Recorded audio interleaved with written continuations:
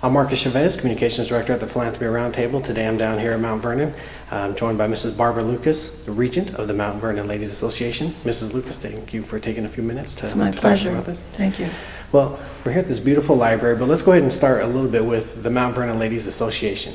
Association, from my understanding, owns and runs Mount Vernon, the estate, as well as everything that's happened here. Can you give us a little description about that? We do indeed, and we're quite unique in that respect. The Mount Vernon Ladies Association was formed in 1853 by a woman named Anne Pamela Cunningham of South Carolina, who had learned that just 40, 60 years or so after the president's death, that the estate was in virtual ruin. And she mused as to whether the men of America should not keep this up and running, and if not, perhaps the women could do it. And so, as that is in fact the way it turned out. In fact, the family had offered the estate for sale to the federal government and to the Commonwealth of Virginia, but for various reasons they declined, and so the property almost fell to speculators. So in came the Mount Vernon Ladies Association, and by 1858 they had raised a good deal of money and persuaded the family that since people come here to see where Washington lived and died, they would show them in what he lived and died. And we've been doing that ever since, and consequently we're the oldest historical preservation society in the country. Well, let me go ahead and ask you a few questions about the library. It's pretty well known that Washington wanted to have a library built here at Mount Vernon. He never got to see that happen before his death. So what was the impetus, who came up with the idea to let's go ahead and fulfill Washington's desire and build a library here? Well, that's a good point. We are all about George Washington and his legacy, and it was his desire. And it's the one last thing that he wanted to build. He wrote about it. He said he wanted to build a house for his civil and military and personal papers, which were voluminous and maybe interesting, to use his words. And so after we built the Education Center and Museum and Orientation Center in 2006, we immediately began planning for this. It seemed that the time was right now or never sort of situation, and we knew that we could reach people coming to the estate through the Education Center. That would enhance their experience greatly, put Washington in context. But we are beginning to think about the millions of people who can't come here. We have about 1 million visitors a year, and that is almost capacity. We can take more, of course, but it's a little bit seasonal.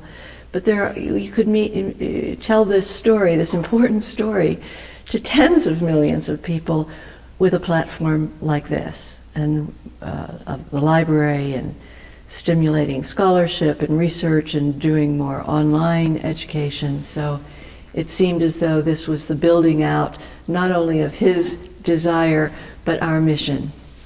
What are some of the features that you have here, whether they're collections or maybe even just some of the general, we have the bus here. What are just some of the features that you have here at this brand new beautiful Well, I'll library? tell you about the building itself. The building is about 45,000 square feet, 3 levels. It's built into a hillside to take advantage of the topography and the beautiful views to and from the building.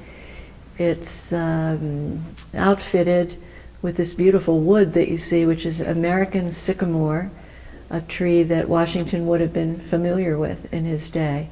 And in the east corridor behind where we're sitting is a wing of several classrooms, and large and small, where we can conduct seminars and training and discussions of Washington, his life, his legacy, particularly leadership programs that we're interested in doing.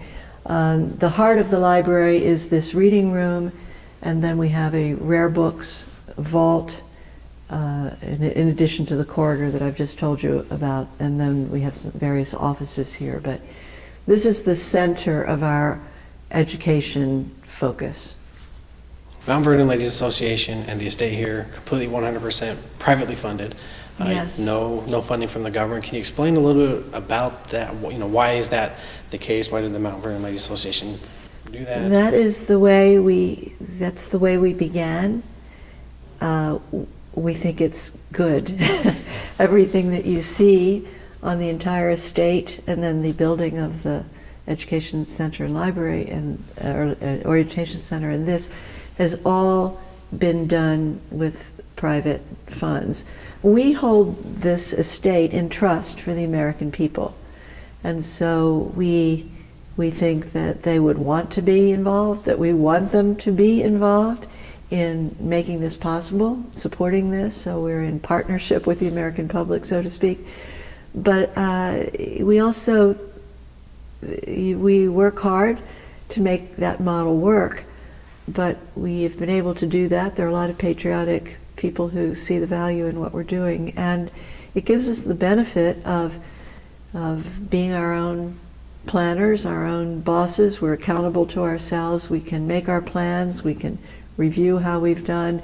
We're also not subject to the ebbs and flows of government funding. It's worked very well, and we're immensely proud. I think it drives the Mount Vernon Ladies Association, and has for over 150 years, so we would never want to let anyone down in that respect, and we've been very successful. Are there any trends that you notice that cause either giving to increase or decrease? Well, our donors, I'm sure donors to charitable institutions everywhere would be concerned about limits on the caps on their deductibility of their contributions. We are concerned about that. The economy over the last many years now has been a deterrent. We've done reasonably well because we have such a clearly articulated mission, which transcends any particular period of time. So we have a relatively loyal donor base, but it does affect visitation and school visits and that sort of thing. Speaking of which, in the schools over the last several decades really, but it's probably become even more acute recently, the study of American history and the founding era has eroded. And that's partly the gap that we're trying to fill here. I'll use this as a platform for encouraging people to come to Mount Vernon and see what we've done here, whether it's an individual listening to this or people who want to see what a good philanthropic strategy can achieve. But then when you've got George Washington and Mount Vernon as your showpiece, you've got a special edge. Yeah, that does give you. Thank you for coming, though. It's Oh been a yeah, pleasure. absolutely. Thank you for taking the time for discussing these issues, and maybe we'll get a chance to talk in the future. I hope we do.